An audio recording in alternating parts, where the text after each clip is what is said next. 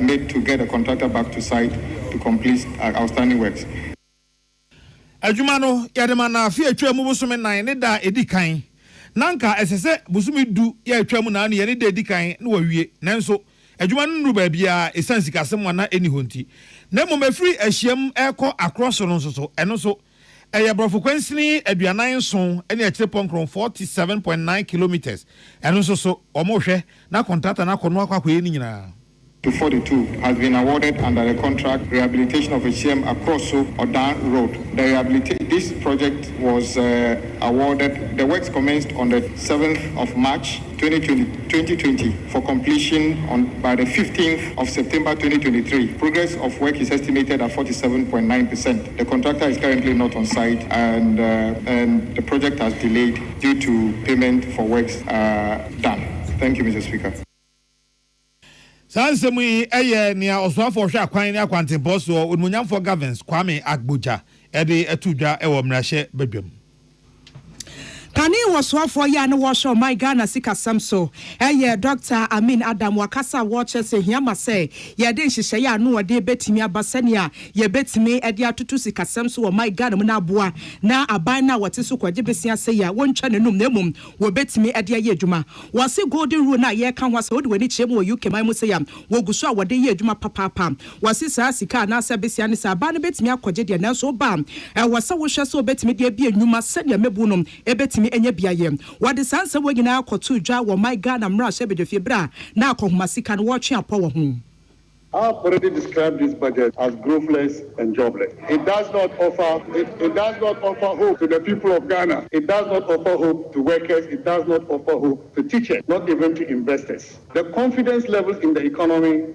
is very low. And it is not we, the minority, who are saying it. Mr. Speaker, it is not the minority that is saying it. While the government is in this house praising itself, investors out there are saying something different. Mr. Speaker, before the budget was presented, the government conducted 45 treasury bill options, 45. And if you want to know, one of the measures to know the confidence in an economy, it is the market, how the market responds, how they patronize your investment, how they patronize your instrument, your debt instrument. And Mr. Speaker, I'm saying that 45 treasury auctions conducted since January, 25 failed. If 55% of your treasury auctions fail, what it means is that confidence in the management of the economy collapsed. Mr. Speaker, what is even intriguing is that 2 days after presenting the budget, a budget which is supposed to give good news to Ghanaians, a budget which is supposed to give good news to investors, 2 days after presenting the budget, the market rejected your debt instruments.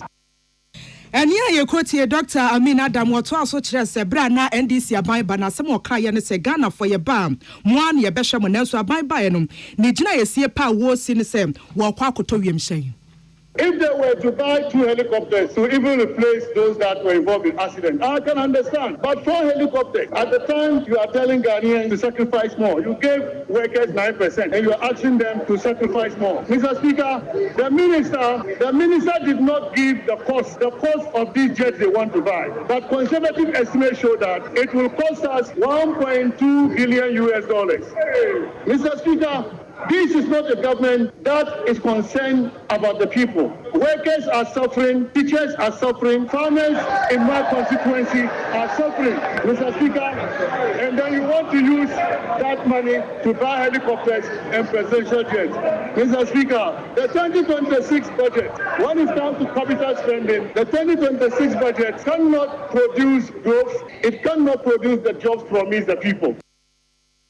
Dr. Amin Adam wano ye kane waswafo ya na wo show my Ghana sika samsom wa ye mrahye bedwani e wo karagabato empesua so sansem wei eni afofo edifi o my Ghana mrahye bedwafie beso mu nyina Emmanuel Akoli William Gentu Adesima ma ngomasi aso afọ de atodwa sa abantena ye mpanifo agiatum na nkrata asema de daye sabra woni ye kasen wo ma agentete sa chechefo wo my Ghana makoma kompimsia ne wo hwa ene waje wo matuma wo hyasa ye adwuma na woni hyehye de no emuo no wache mu de akwankọ wie se ensentwofo ntie ne wodama ontie no yie sese wo hwe ngomasi aso ye no a nipa ye adwuma wo no donso papa o my Ghana ye won krabata ye aban na adwuma wo mo som na so ngomasi na so de woma abanafo adwuma wo ho no wo do so pa wo fi primary level ewura mu eko senior high school wo tietia mu kura junior high school mpo wo be ko supu pon emu administration echesen aban no asinkiti se kwan bi aso no wo be hwe no afa nipa pi no adwuma ni titiriw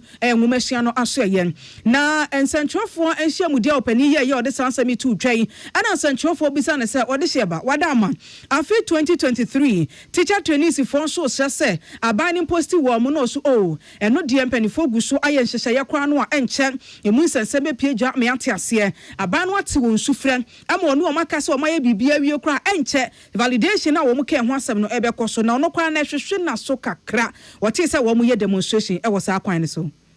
I understand that some striking teachers are looking for us on the streets of Accra, and then to respond to them, that Cabinet gave approval for us to recruit some 6,100 more teachers, and therefore that category of teachers which belong to the 2023 cohort are adequately captured.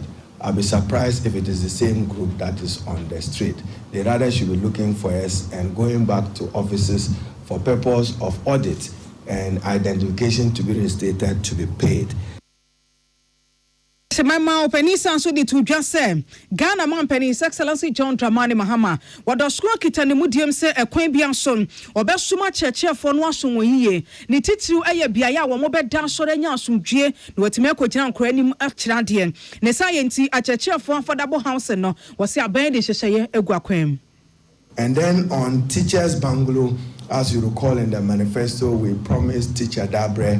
It was one of President Mohammed's flagship pledges to the Ghanaian people. I'm currently reviewing a paper and a proposal from the District Assembly Common Fund.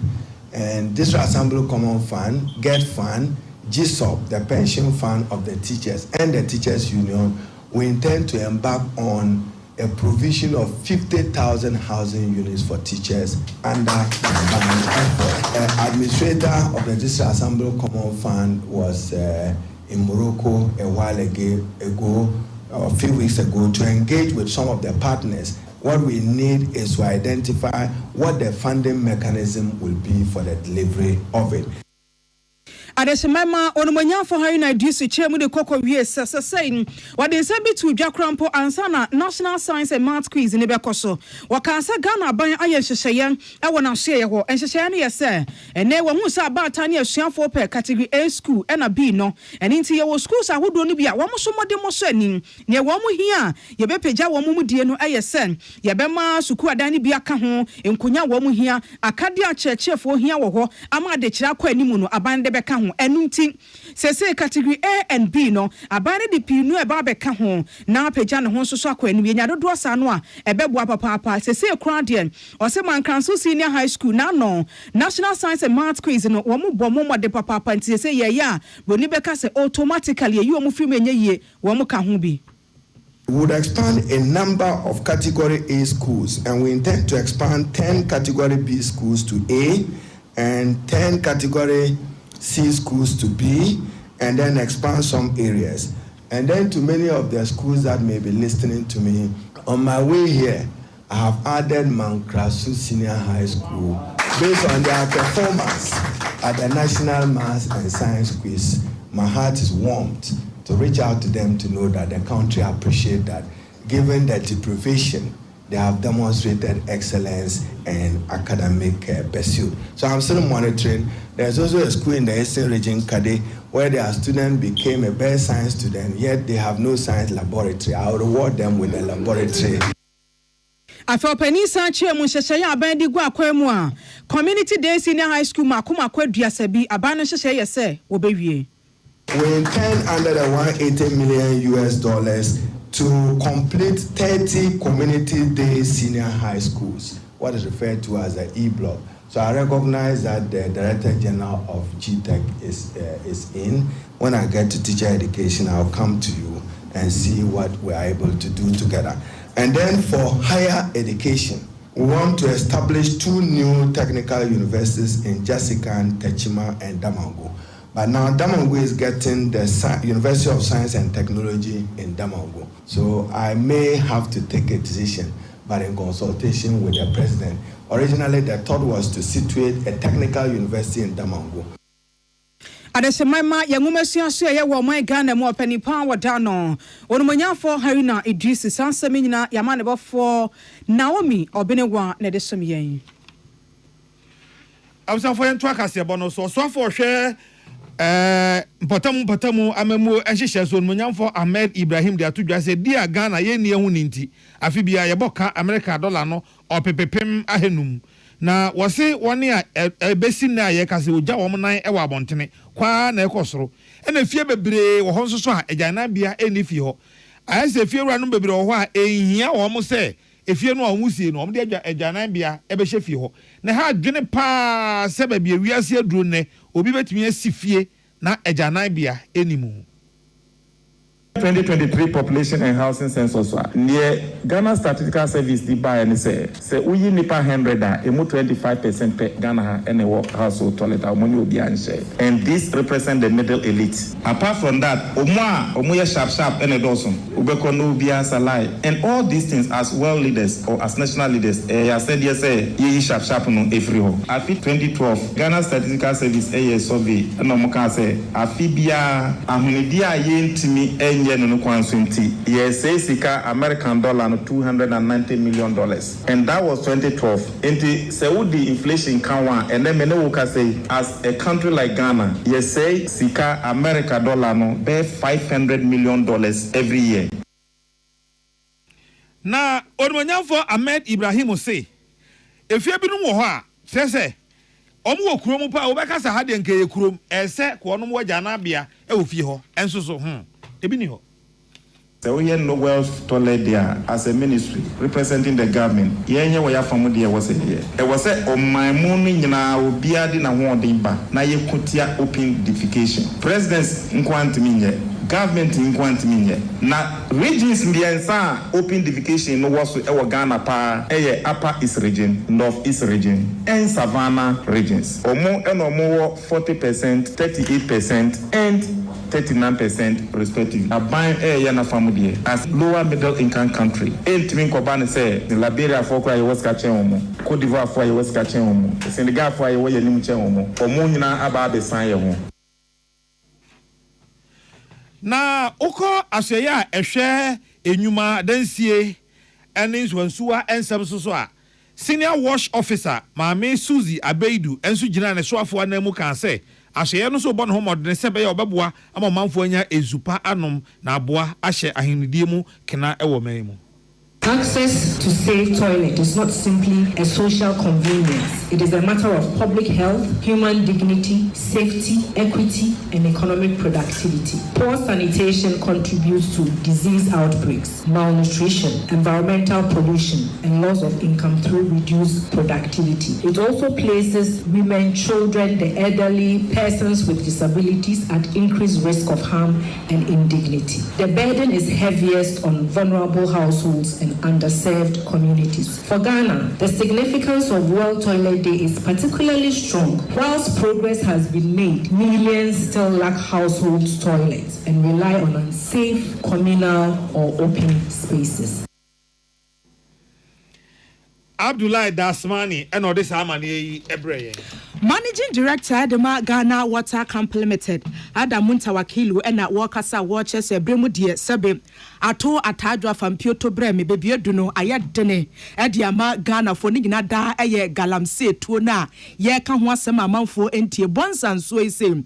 Yan one more plant to be and pepin, ya didn't want so now for your chair, Edema Desha Water Quebushia, and so no, and ya bedro say, I said Tom Brown, Enti one so no crowd, one more bread and timpany for Bamania, ya watch us. So wamu tumu chura bam netimi abua na managing director de sansem wegina to dwabra kopiemum ewo bonsa treatment plant a wo kohwe senia tebia no esitiem na afi wacheche mu yabo ho amane e de asom Ghana fo nyina wose enche pi na bonsa nso nankasa womu firi ebumde eye mfidie mumuntumpa akoso se womu kotim na womu tie mu ncheo na wotwe miensa ntama fedie enso neni na aye pika aye bedo wo ye no si nchen wose galamse dwumedie na ekoso ninti ni nyina ka ho bim enti si aye kasa sei ye ma menom ebusuafo mo takwa sei ene nkroto ahodo bi eben se be ye ombetime nya nsuo popa nom no wo se akwedem na sane ebe omanfo so wo mbetime nya nsuo ne binti managing director say wo kopie mo mining site one more kwhwe se dams ahodo bi e ho no wo mbetime treating so na afia de hiem etime enye bi anom to the intake because the intake is lower. From here, we'll be visiting the mining pit lake to see if it is possible we can tap it from one of the mining pit lake to this. And maybe when I say mining pit lake, people might think that it's contaminated. This is not the treatment part of it. This is just the extraction. As the mining company extracts and it goes to, they sometimes hit aquifers, which are huge reservoirs of water and quite clean. So tap from there and pump it to the station. They will have a booster station there. They pump the raw water to the treatment plant here. And with the effort being put by government, that indicates that the future is bright. Managing Director Manensi one man was Ghana this year says see baby eduno 1 year said womu to galan yenim womu sanse bebre na ye no womu netie enti wo hia pass asime city chaka pote na galan wotu a wose bo amane sanse ye kan enso na ho aye din nyina mo so kra no ya na mudifo ewo mu did indicate government is working hard to ensuring that this thing do not happen. And as you can see, if not the blockage, and you realize that I made mention of how to desalt. Assuming that we had there was no salt here, this plant would have been able to operate with this level of turbidity. It wouldn't have shut down. The shutdown is as a result of desaltation. So that tells you that the activities that has happened over the years has actually loosened the soil surface. Managing Director the Ghana Water Company Limited Yera Adamunta Wakilo Nensam Anono. Na mpenifo mi ko mankebi yemfa nkasema no to Richard Eson. Wano eya toyman tempenia wada Ghana Water Company Limited ano. Wano kasa no watche se bebi edu ne ed ne pasisi ano. Unse tetene ya nanka wamu koto nnuo na afi nnuo no. Wamu toso wamu de nnuo nsuo na. Ka nnuo ne bo hyeda anya de pi na Afrika krebi no wamu to. Nanso anam gala dwumedie ni ntino aye bedon nsuo na sei.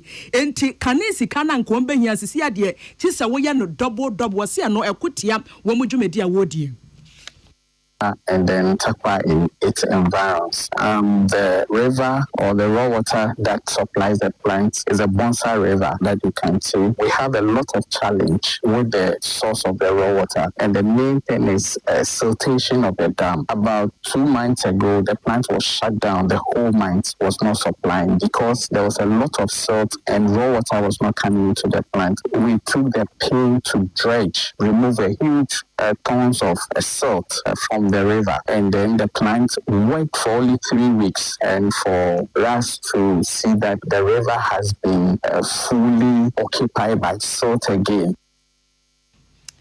Atoye man tempeni ya wada Ghana Water Company Limited no Richard Eson ensam no na no ya hyase se ye bɔ mamane se wode wani kyem akwanya akose ya ɛhɔ so kra na ɛhɔ nyoye se ayensunsuo ni sei ɛno aneba na abebom na akwanya ko treatment plant ni mpenifo ato obo ase anoa na o ma kyɛ dia ma de hyenti wane ye wo kwanya ko na afi so bro no ahodo bi ɛbɛn enkroto ahodo bi ɛbɛn wo mu sui pa kyerɛ se ei na sa plant we ya wo mu atum ntinsuo ne yebesi de nya bi ato to obi wo no mu a 1 year ewe ebushia wakasoa sei ene ekofo gallons no miami nipa ba ko no wasoa na eguka boot no wasane bebre wode kwa adane am wose plant wo mo atum wo mo se wo mo ye ho adwuma na yenkwam se ye nua ba ma Fifi Davis edi carbon no ma yenko ne yenkotie se plant na ho asem akwa akusiden ba ma akwa ba Fifi akwa ba asaba me judo apon bokoze nyankopon do ma hozewo awozewo yeah, that nyame ase na nka fante no re baba tisi ara no we mi apos is the fante na gwan sisi ameda bezi nka dokon ti ase yenko yenyim treatment plant no ma yenhwe wasan so egbo ya yo me da seba papa se dem wo nyina wo nyim na ade a eye kwanya ko bebi a wo bua nsu ano na wo ye ma nsu no ho sew na wo tete man krofo a wo oye finfiri man to mu ha binu fika soa budwase area ho efa ho de ba Aguna East Aguna West part of Gumwa West Gumwa Central na other communities a eka woni nyina na ya de a ye nyina yesu a yenya no yenya wo konyako na tedama ebe 3 months ni eba no Eyadea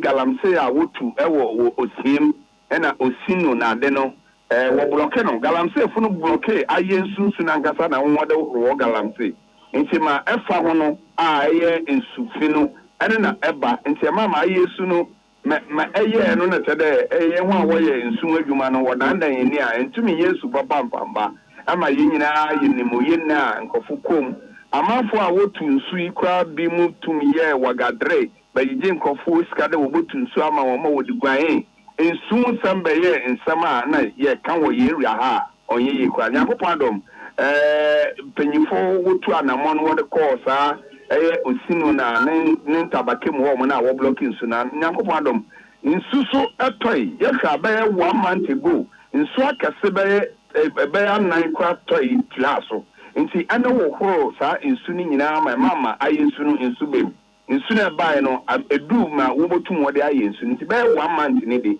nsu no obuye ya na eba but adeba ko a wo buye ya eba na nkofu suro ni se wo se chemicals na wo di gum no edoso nti na ma afọ nom besinde obi mu kwa wombu na wonom obi mu kwa mfengwar nti kakanga na chese Ghana Water Company for our area ha wo ko radio so tie nchechre ma mafo mu de nsu no eye nsu na ba no kwa masisi a wo ye utum se enini aye kwanje pa na mbom na nkofo suro se enyama wo eduru a wodi gum na edoso nti because Ghana Water for na kan se the way nsu no level ekodu no eduru a wodi begum na edoso ansana nsu no ayeyi da mesa so nti na nkofo wo suro ba sisi ade nyankopon adom nsu no enatwa ebankaka ewuma mboma etewko but a week ne de bia nsufa oyi ni mu eba ama nkofu bu pipe na de ntisi nsu semene de akofum kaka nkofu wo ayetime mufu ne bi yanyo kafa ne bi se wo de sisi nsu ne bai no wonum nsu no etedai wo hu nsu na wo de yade a wosuro etedai na dam ensama nkofu a wo ayetime mufu a wo area ha no wo kan no ebi na yeti insuni ye sanse ahoyehia na atete ya yekomu beye ebr tiawa anyete ampo bese bosumu mienu ko bosumu miensam na anotin se wo kosa insu edafom ana se wo koto sachet water kra na ewosoro nti ebra pipe bayi wo se pipe ko na ye kroje pampo senkane no de na yenom no o insuni de bayi no bebre eni aji wo ni se de dware na edware te adechi ase de na yekosi sensio yekoso bi ogatemu ebula ni ade obekono obi ato ne die mu ni ade na ha adwen sisi ensio ne ba nde ye nya ahome kakra Ebutuanti yenua bema Fifi Davis ama ne bo na yekọ ya yekotie ye no enti ma yenyina weso na yentwa ye ho sima ye basisi ya. When you are going to buy a paint, don't look left, don't look right. Go straight and grab the luxury acrylic paint. No be any painting be paint. The luxury acrylic paint. Paint me champion. When you are going to buy a paint, don't look left, don't look right. Go straight and grab the luxury acrylic paint. No be any painting be paint. The luxury acrylic paint. Paint me champion. Tune it in, turn it up, Peace FM, and rip off the knob. Adesima mama dama ya twaka se bonosom ofosi ayebi abaton pese asom na sebedani oromanyafo kojo oponkroma kache NDC aban se se de musi nunu mu ho sere na mo sa no se bugi dance na mo sa o se high life o kache mo se de mo sa de for economy no ehwo no da bio adwuma no pa ne wo ho e wasam ye monto mo bo ase na mo nya sa adwuma no ansa na achie mo wa asa bi pa edafo mo eya mo sama Ghana fo adi mo achibi opani nya kwan gira na sebede fie kasa de fa afimpi mienu ne aduonu nsia akohoma sika no ho na wachie mo akwa wie se aban ya woti so ya kwadwutwuma e de for man Ghana economy ne ho na de etie nie wo se ni nyina so ntia wo kasa aban ya kwadwutwuma ne nyina ayetiawa se sei de economy no ehia pa enye se $6 free Bank of Ghana ne apuawura my Ghana economy no na nkrofo ani age dollar no de sese kra no sidi ni agina mu anesa sidi ni ho aya akono wose hwe wo piagum no da kro da wo ho na boto na do nsa hyem eyi dollar no obekọ na sa adu ase a opani die na abeye enti fa hyehyeye papa ye di gu akwan mu asa hyehyeye no ase atime betena wo da na nsan ma sidi no ahoden enkofom biom wose aban no nam kwan papa nso nti sese wo sika wose wo mamu no ye di bra no woni sika enti muntimi ni sika no esa na efata na mode niema bi ekyekyere mo ho. Continue with this exercise of exciting ourselves and dancing over these temporary gains, and we don't deal with the structural issues. All you need is one major shock to the Ghanaian economy, and you are back to square one. Mr. Speaker, I want to draw the attention of my colleagues to the tables, and I beg of them to take time and read the tables. Let me take them to Appendix 2A. Speaker, half year when we came to this chamber, we warned our colleagues on the government bench that the revenue measures you have put in place, contrary to your thinking that it will raise more revenue so that you can meet your expenditure commitments, it will not meet the targets. Mr. Speaker, half year when we came here, revenue was underperforming by 3 billion Ghana cedis. In fact, if you read the all of government reports published by the Controller and Accountant General, contrary to their claim that we didn't leave them buffers, the balance brought forward from 2024 is 11 billion Ghana cedis. Mama Orokojo upon kroma se wono otumre na wa chesie no kura wo mu nyina ye se odi kan se aban yi $1 dollar edi go man Ghana economy nti na sidi ni se ehu ni se ne ho aye akono no hwe wo se dollars ni se aban no osese a wo pia $8 billion no wo bisa senti wei wo benya no abibia na. We told them that, colleagues, this currency that has appreciated by 30% is a matter of fact, but it is because you are pumping dollars into the economy. You will recall, Mr. Speaker, that when we said it, the governor of the central bank told us on the 30th of April 2025, and I quote, the Bank of Ghana is not injecting dollars to support the cedi stability. This is a matter of record. We kept insisting that they were pumping.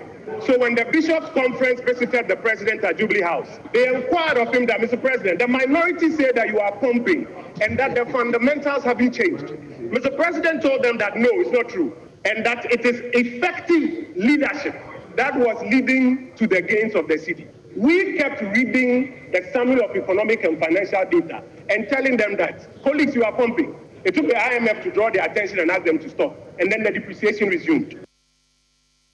Ni petene kan ofonse aye bi abaton besa som no asebedani oromonyafo kojo opon kroma sansemi Emmanuel Akole and afem William gain to Adama no de som yen ye ko ahoma so na ye ne kane aban lawyer penny na osan ye timuafo penny e Ghana ha sei ni ayikwe otu atwetwe enkomo ni nyina ne se ene anopa wiamu ho ba bi ena deputy attorney general Justice Semsai e de babetu dwa se Mami toko no asema wode ko ECOWAS court na bo asem no agu. E ba ye sida bi nya sanso na asem ne tie. Na mu asem no na gina fam yenu. Ne fa baako na court no bogu ye. Na mami toko no de baako so a na wono so pene no so court na agi atum. Ye kwa homa so na yakwa kope enchirimu kakra. Council, good evening. Good evening, how are you? By his grace I'm fine. Yourself? I'm doing good. We thank God. Ti Council country out here say kakra there. Oh, you speak your English. We have already settled on that. Say again. I said we have already settled on the English, so let's go on with our English. That's what I told you. Okay. So that was what we heard from the Deputy Attorney General today, suggesting that the ECOWAS court had dismissed the application by the former CJ. Was that the case? I was playing politics. You know, when a case is pending in court, you can ask for what we call interlocutory measures. In the same way, this one, we also ask for what they call interim measures. You know, everybody knows interlocutory in this country. A and B are fighting over land. B is on the land, court in trouble. A goes to court and says, now please, give an injunction and let him stop what he's doing until the case is over. That's an interlocutory injunction. So while the substantive matter of the case was pending, interim application was filed. Now, because of the delay which occasioned, one, the hearing, and two, what the government was doing. The lawyers in Nigeria, representing Madam, wrote to the court to say that there has been too much delay in hearing the interim application, because although the interim application was filed in July, on the 1st of September, she was removed effectively from office. So if you are asking for, say, an interim order, then look, even this suspension should be revoked. So I continue until after the case is over. And while that matter is pending, without respect to the rule of law and the independence of the judiciary, she was removed on the 1st of September. So what was the point of going on with that particular application? So the lawyers wrote to say, we are no longer interested. Let us get a date for hearing. Meanwhile, the government of Ghana, through the Attorney General, had not filed their case. All that they were interested in is the interlocutory injunction or the interim measure one.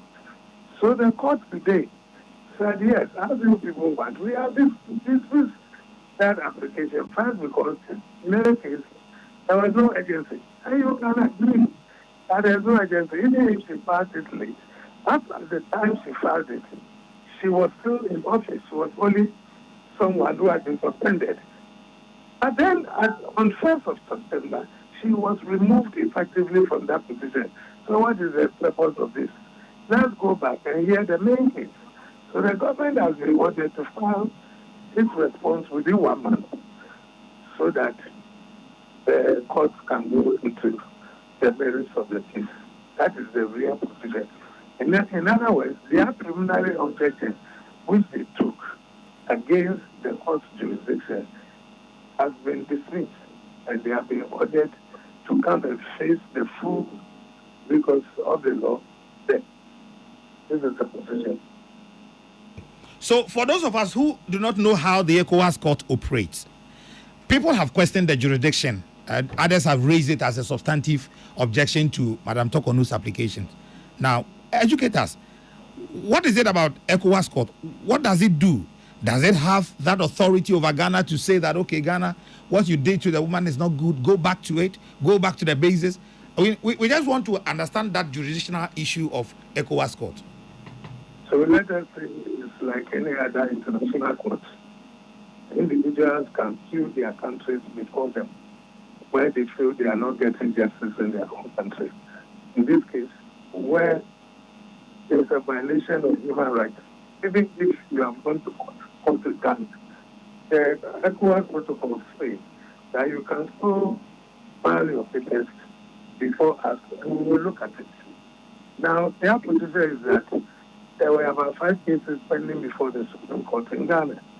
So once they have not been concluded, she cannot go to the ECOWAS court. But the ECOWAS court protocols are quite different. That if it involves a violation of human rights, then you can come, even if you have cases pending in your own country. Now, they will make their declarations and leave it to the government of Ghana to implement them. If the government of Ghana refuses to implement, then it is going against international law, and those countries to which the international community will be watching the government.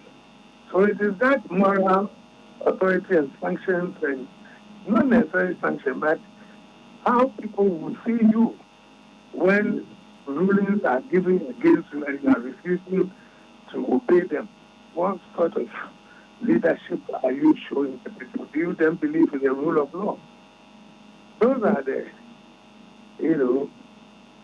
things that can happen, and not because they can come to Ghana on their own to enforce the law, as when a court of Ghana gives judgment, then you can enforce it using the cherish and then the police. No. They would ask you to make sure that your own country's laws are applied when it comes to execution so you can execute the judgments. Now, if you say you won't do it, so be it. Let the world see who you are. You understand? Sure. Yes, I do. So, what it means here is that we will have to wait for the 30 days to elapse for the Attorney General to file the defense. Then we see where we go from there. Exactly. Then we'll know if there's some of the things you're saying. For example, somebody has a petition for a removal. This petition, the president must have in consultation with the Council of State determine whether there is a prima facie case. When the two of them determine that there is a prima facie case, then the committee is formed. 5 members, 2 of whom shall be Supreme Court judges, the rest are not lawyers, and then they will go into the matter. Now, prima facie only means that at first blush, we all feel that this is the way. So now, you have to inquire into the matter, and to satisfy yourself, that is, it goes beyond prima facie. There's something more, than what we saw. For example, it was linked into the papers that some monies were given to her for her travels, what they call accountable express. And that when she came back, she didn't attempt or retard the interest. That was probable lies, because the evidence at the committee showed clearly that she retarded everything. And there was even a response that she gave to the president when she tried to respond to the petition before the prima facie determination was made. And then she made it clear that she has retarded everything. I'm assuming that was one of the grounds. When they got there, it will now show that, but the people were penniless. So that when you make a prima facie determination, why don't you give it to her?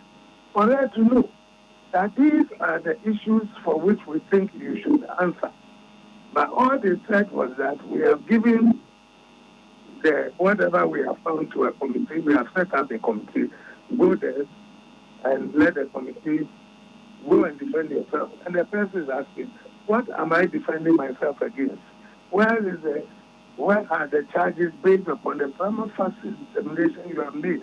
Which one? For example, if it is only this one that I had not retired, some money is given to me, it's a lie. I have retired it already.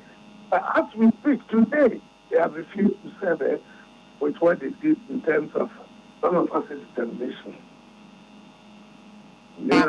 Yes, please. Sir, before you take leave of before you take leave of us, what is the state of the other cases before the Ghanaian court, especially the one with the High Court? And I understand you have one pending at the Supreme Court too. The strategy has been the same. They will not respond. But when you file an interim application, then they will respond quickly.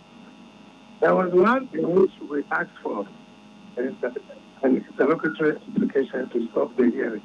Quickly, they responded, and quickly a date was fixed, and they dismissed that application. The rest, they have refused to file any responses until, as Apino Martin was telling us at the veteran, that the Attorney General had not gone to court a day or two before the nominee was to appear, and now asking for 3 weeks to go and file the papers. And look at the time that when this thing started.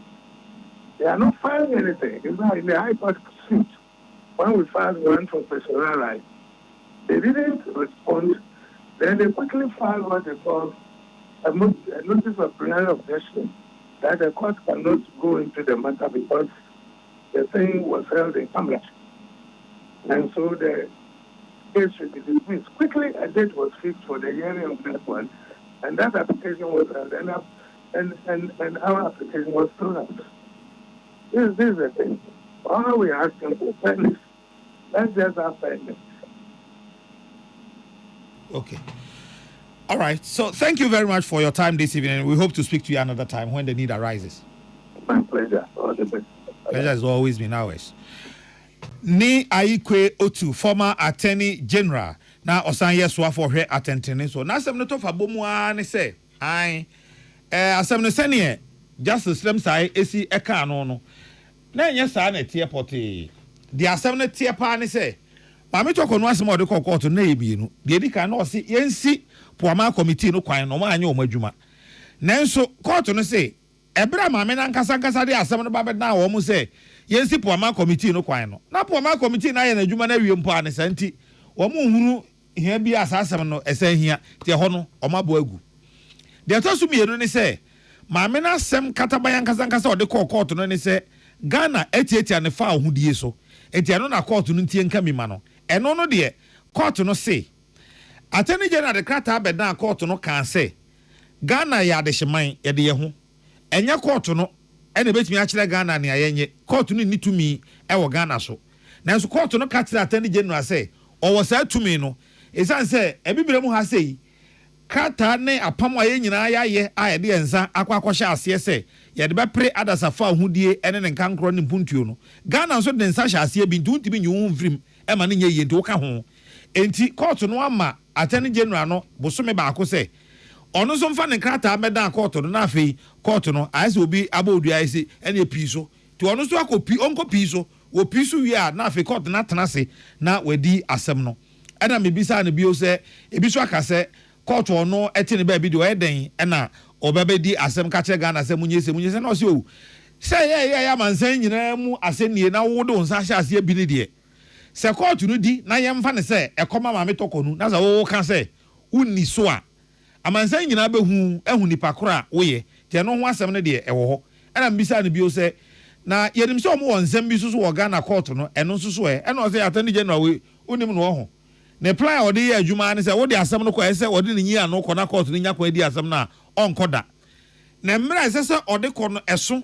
na wa amfane nyi ano amma na wo sa de application fufuro kokoto ope no ba be si eno na chi se ye mongu na no eni nyina so e wo mrem edi sa na eja ye de konkon ho a nanso ohwe anim se enema nyina ebekọ 13 na eja dana se a ye de edi enkra ya to akase boy so a ye de ani kyeremu ewo ensemfoforo so e de asom Ghana form we eye nkrata fi Ghana Police Service CID atena kese na wode pie emontene so wo say magistrate court ya wo shed off so asem ewo Ghana Police Service ebo manfo nyina amane sem John Odate Lamte dodo na afani eje na afeso afoforo mienu ya do mu nyina kogu aposifo kukum na tie na anu wada ebeto dwa video ya epie montene so a yehu se papa bi gina ho a na yire o wo ba sabe wate ne sika kwaya ne ho ade yes I do me hu asabe mentimi nanom na wadi nkonti be si ne so ebredi abrada kire se wo hwe ne pa na anim se aposifo sabe nsamfu se wo mo soso so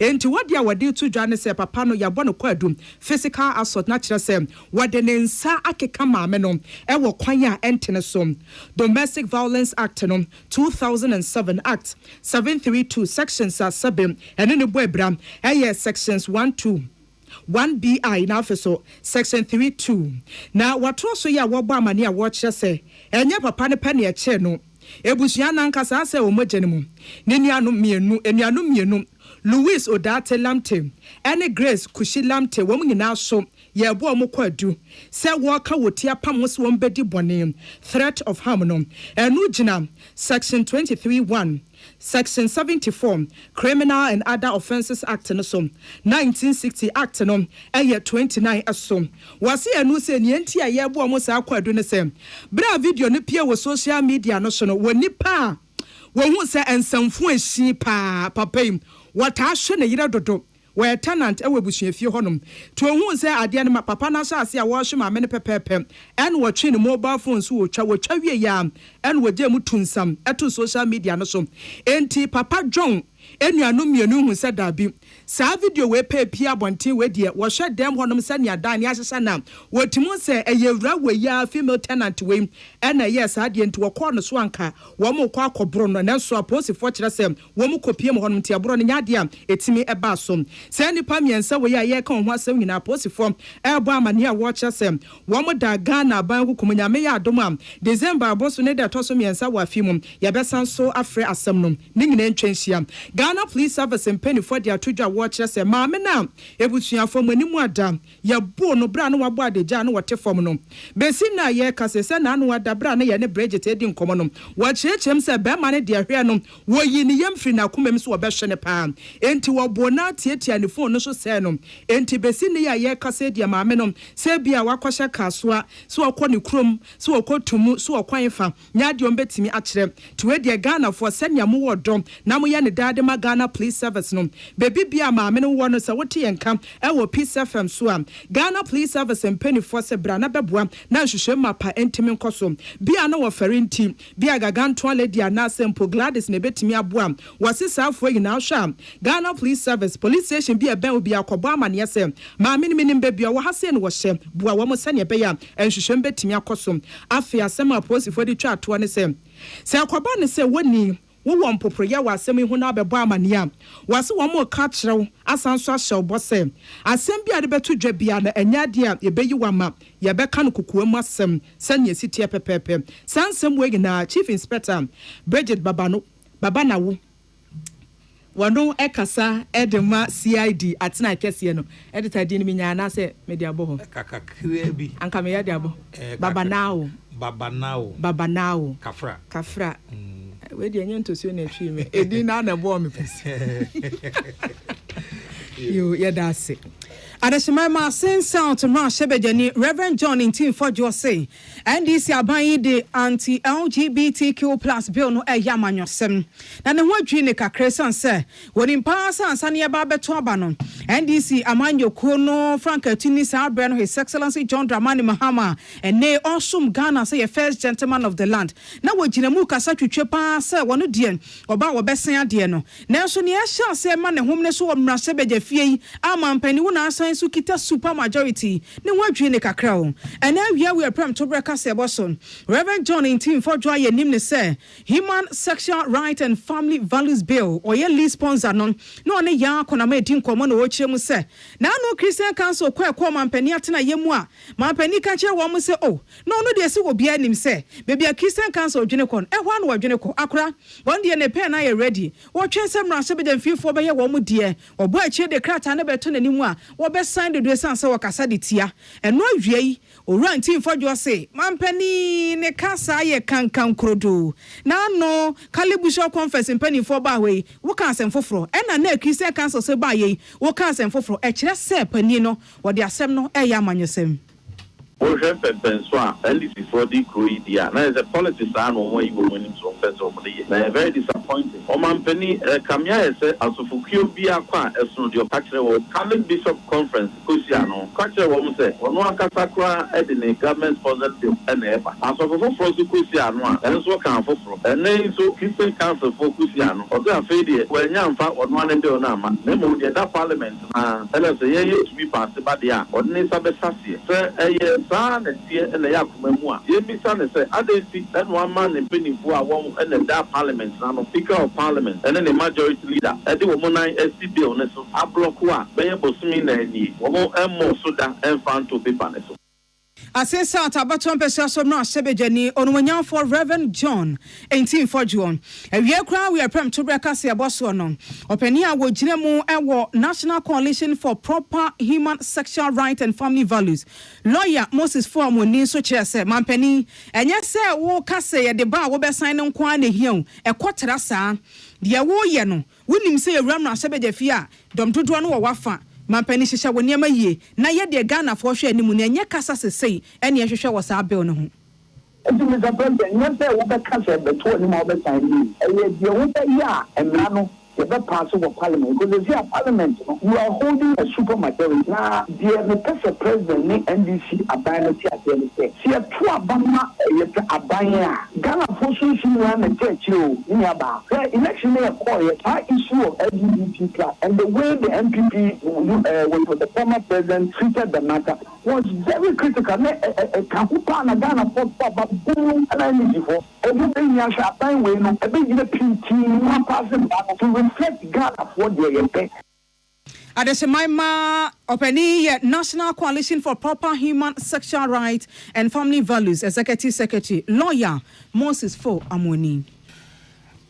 Kwawu adonten hene ono ana ye abeti fihene echamfo asiedu agema otoso miensa kire se na no ne esiye ewo kwawu abene ahemfie no fere tan egu na nanu animu ase na eyamambosem a eni se obi asososo kwan a bambofo ni nipa binom ede ohima na afeda asebre akua mo aboaten otoso miensa efa so ewo kwawu abene no na fere a egu na nanu animu ase pa wo se woni a wonsa ehye saade na chi nyina no omunsu omutrase ewo ani wuom esan se eyefi enom de aka kwawuman warning ene de ma womo agbo won trim so ompese omse kwawu womo gu okwawu ani mu ase ese yenya won a ye no bedi ne nyonyonyonyonyonyonyo aban ene ye mampanyi atene se anipa bonifo bi apie kwa mam ha ese se womo sore na womo boa yen na yetimi etu won so sa ade e won se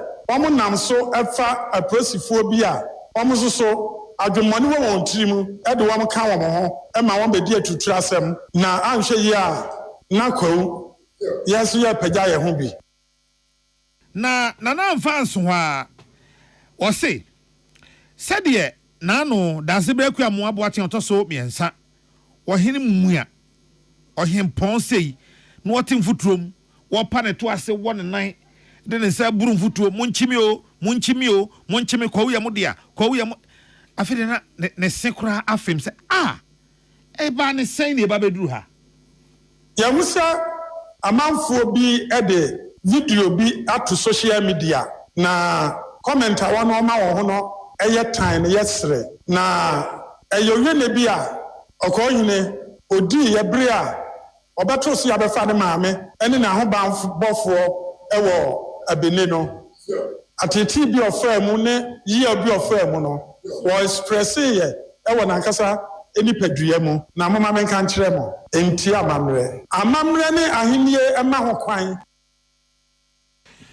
na eno echibra na nanom friends ntwerofo nhyiamu a wo kasa no na adwo agyamfu a otoso miensa ohima so kasa kire kwan a ye fa so kire na homache oba pani ya wada on sore ye kokoko odi bi so obi kra naja oba brewati aho ene na besusu asem ho a se ye beche no one ne driver no nka ne driver na ebe fa car no so be wura wa ya fa ama no na o pie kwasi buadi ne nyo ne pie ye ana me se anto mo ya me fa ma fa ama wom me se ni wo wom ti ma fa ama wom so mo jojo car ne ties se bia na anadwo so ya betu o se ya mo bia betu ama ye yi bedu ya mi ko efie no anya nketenkete ka ya timu no mutu ka ni mu nyinara gu fam a treatment ase ye kodu ahemfie junction ne so saa ene o mo frɛ o mo pani ama me mesi yo oba me se papa wadaroma so ni me se na meti ahemfie ha me dansafo a wo ho se me ko abitifin akoye ade wo ho timi hia fika na bie pono no na makofa mesafo mi nuo so wo ho ekwan ni wo saa o ma mi nuwa wo kofa duro no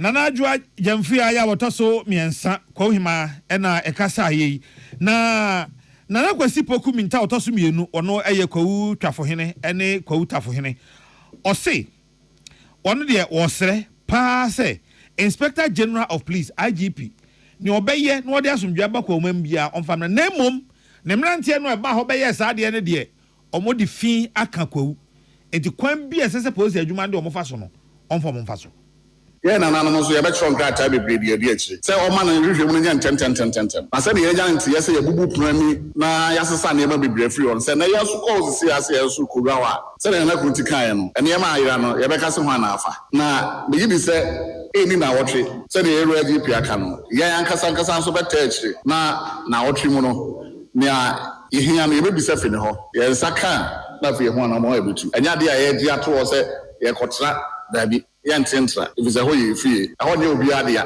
ye na nanom de sie enye ono akwasi wadi de bia amane na mamre kwan na ye di sie no ye fa amane na mamre kwan so na atu akwasi wadi onye ohene nne onye ohene kina yenua Michael Akrofi eno de samane efri kwawu ebe wo yen na abusuafo sade amunimu no Daddy Lumba DL wanya ne baby ekro nasem no ewokumase ya court atena so na edie sese asem no baby a ne takasin na nkasa woni yese hwan na bɛyɛ kuna lumba kuna no hwan na bɛyɛ ɛno ne asɛm azeti a ama mpanifo pɛ sɛ woyi ne nyinaa firi hɔ koraa ansa na ɛyie no aba so December abosom ne da ɛtɔ so edu emiɛnsa na nanso so wɔnom ɛkɔe na ne deɛ na kɔɔto anika kɛkɛ deɛ ma kɔɔto yɛ anika ɛne sɛ amanfoɔ nyinaa nim sɛ deɛ no anka wɔtoto da de lumba ne nua baa na no wɔsen akɔtoa so saa afei wɔkɔkɔtena se a temuafoɔ her ladyship Dorinda Smith Arthur ɔde ato abadwafoɔ nyinaa nim sɛ munim deɛ teɛ ne sɛ yɛnni nam ɛnyɛ gya so wontimi nni nam ɛnyɛ gya kumasi amammerɛ fie enti sɛ amammerɛ fie na sɛ asɛm no a aba no ɛfa amammerɛ ho deɛ a ɛsɛ sɛ yɛkɔ ahemfie enti wɔnom akɔpɛ obi a onim amammerɛ nim asante amammerɛ timi kyerɛ asante amammerɛ a yɛfrɛ no ɔsɛe bonsu safo kantanka na wɔyɛ obi a wokɔma nhyia ahemfie hɔ a yɛnim no paa sɛ ba no sɛ asante amammerɛ wɔnkyerɛkyerɛ mu hwan deɛ ayie asante kwame na asante fa so yɛ na ayie ɛba ebi akunayɛ ne ho nsɛm ne ade a wabene paa wabene oyɛ obi a ɔtaa kyerɛkyerɛ amammerɛ nsɛm mu nso so yɛ a wakasa mmeɛmmeɛ bebree na ade a ɔtaa kyerɛkyerɛ paa wɔ TV ne adeɛ so ɛyɛ adwinni ahodoɔ no na ɛyɛ dinkra yɛde yɛ kente ne saa nneɛma no nyinaa ɔkyerɛkyerɛ ne nyinaa mu ebi kora frɛ no teacher kantanka enti kɔɔto na to nsa frɛ no wahyɛ ne sɛ wɔmmra na agya wɔmmɛkyerɛ asante amammerɛ num na kɔɔto no hunu baabi a asɛm no yɛde bɛto sɛ tim legal wife o sɛ tim side chick o ne yɛnhwɛ baabi yɛde asɛm no bɛto pɔtee ɛneɛ teacher kantanka nso so amfa anyɛ akwadworo wɔkyerɛ asante amammerɛ mu wesee wɔ kɔɔtoɔ afei deɛ na obiara yɛ din ɛna wɔtie teacher kantanka tie yɛ nti ɛberɛ teacher kantanka sɛm a yɛbisa no wɔkyerɛkyerɛ mu ɛde ani kuna yɛka so obi yɛ kuna hwan na ɛwɔ ho kwan so ɔyɛ kuna brɛbɛn na obi yɛ kuna koraa yɛyɛ ne sɛn wobɛyɛ kuna no adi na sɛn ɛho hyehyɛ ne adeɛ nyinaa te sɛ wɔkyerɛ mu wie yɛ temuafoɔ her ladyship Dorinda Smith Arthur wɔtoa na wabɔ ne tiri nkɔɔ sɛ wie wayɛ adeɛ na ehia paa sɛ ɔde saa nkyerɛkyerɛmu no ɛba ɛsiane sɛ ɛbɛboa paa ama asɛm no watumi de yie ato yie a wɔn mɛyɛ no hwɛwoti hwɛwkyɛ biara asɛm no wɔn matu de ahyɛ efiada na efiada ɛna ɔsɛe bonsusafo ɛnso so ɔbɛba abɛgyina adaka mu na afei ne ɔhɔ biara no yɛne no atoa soɔ Samson Kwame Nyamekyɛ ɛne Aguri Samuel ɛna de asɛm yi efiri court ewu Kumase ɛbrɛ yɛn yɛde home kasɛbɔ nso agye aboafoɔ nka atoɔ yɛba siesia.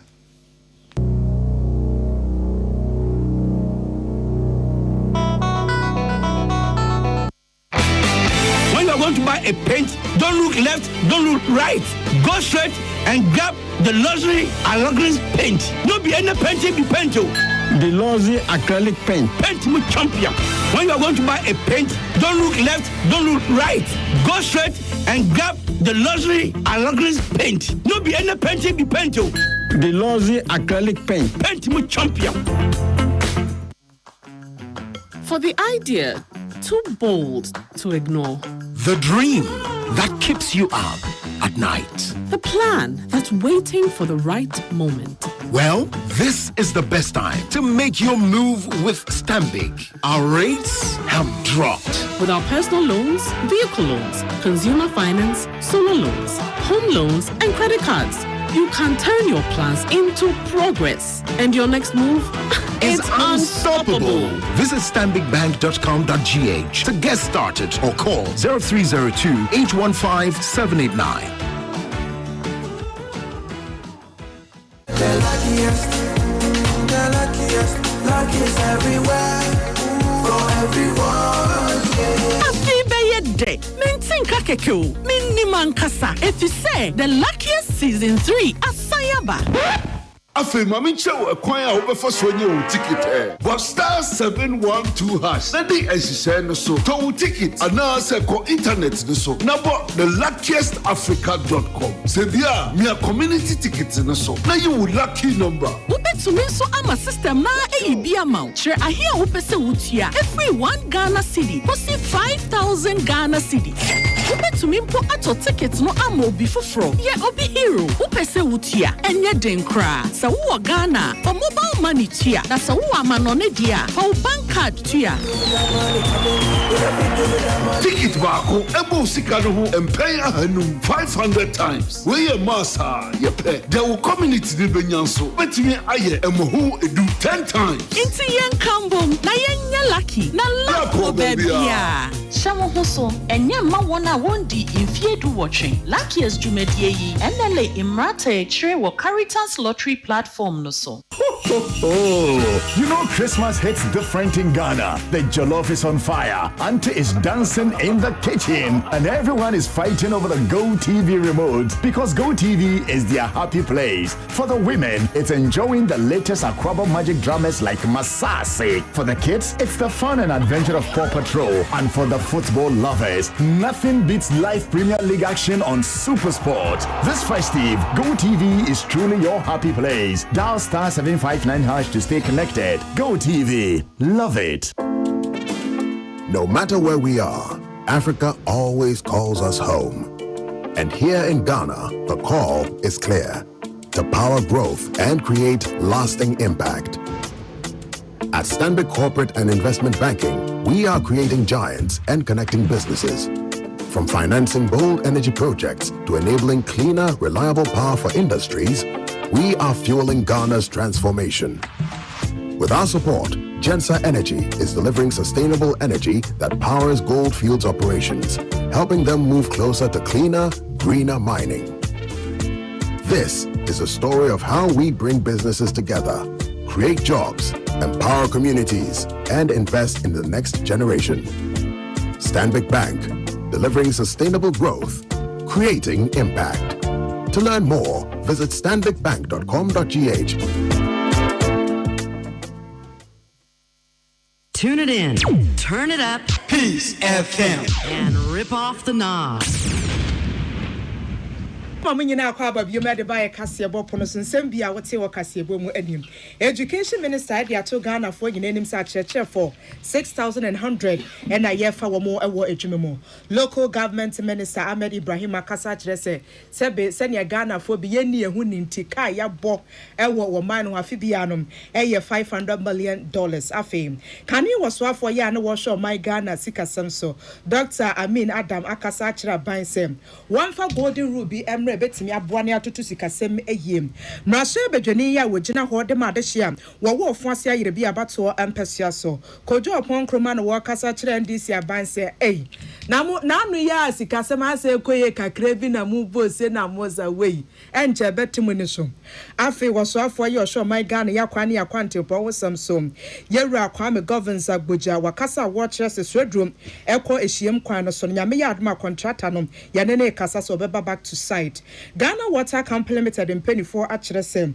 Ensuo ni pa de Galana sen ntisia no mining site ahodo no wo mo dame na wo mo hwese obetimi enye nsuo e de asoma de hia wo mo ewo takwa ti media ene ohene wa kese bo ahene mene nana ya kese ena nana ama notu for ya say dem Osons Chemist adrobo akwa wodwa so ase ne agye atum Osons garlic capsules wine afen so kan say NTN also we there for you everywhere you go tampu nyame ti ase oh nade Wanya no kase o enkan reji ni to abeto eche o Adeshirama yetu aso MTN also we there for you everywhere you go.